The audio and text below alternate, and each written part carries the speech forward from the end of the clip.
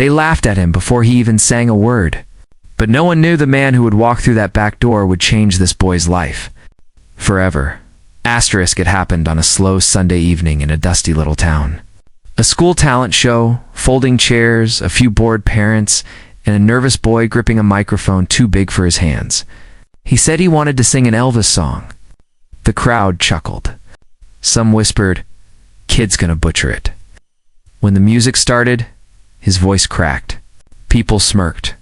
A teacher tried to hide her face. The boy's eyes trembled. You could almost see his heart breaking in real time. But just as the crowd started to boo, a sound echoed from the back, the heavy creak of the gym doors. Heads turned, and there, under that flickering fluorescent light, stood a man the world knew by silhouette alone. The hair, the stance, the quiet, commanding calm.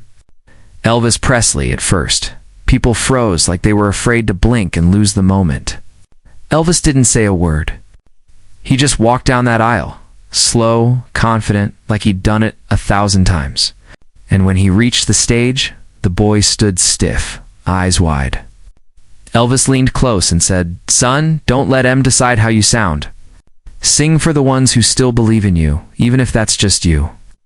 Then he turned to the crowd, raised one hand and said, "How about we give this young man a real welcome?" Applause broke out, scattered at first, then louder, stronger. The band restarted the song, this time with Elvis's gentle rhythm guiding the beat. And that same trembling boy found his voice. He sang like his whole world depended on it. By the second verse, the laughter had turned to tears. That small-town gym became a cathedral of sound. Elvis didn't steal the spotlight. He shared it.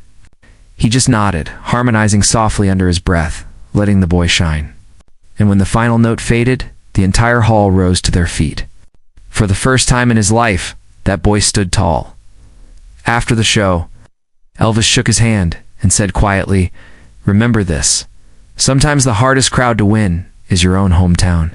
But once you do, you can stand anywhere." He gave the boy his silk scarf, the same one he'd worn on stage that week, and walked out as quietly as he came. No cameras, no spotlight.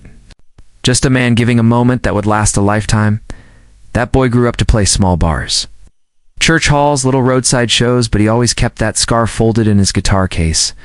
Not for fame, not for luck, but as a reminder of grace. Because one act of kindness, from a man who knew what it meant to be mocked and doubted, had lit a fire that never went out. And maybe that's what made Elvis special. Not the gold records or the sold-out arenas. The way he could walk into an ordinary moment and turn it into a miracle. So if you ever find yourself standing alone, and the world starts laughing, remember that boy and the man who walked in. Because sometimes, all it takes is one person who refuses to walk away.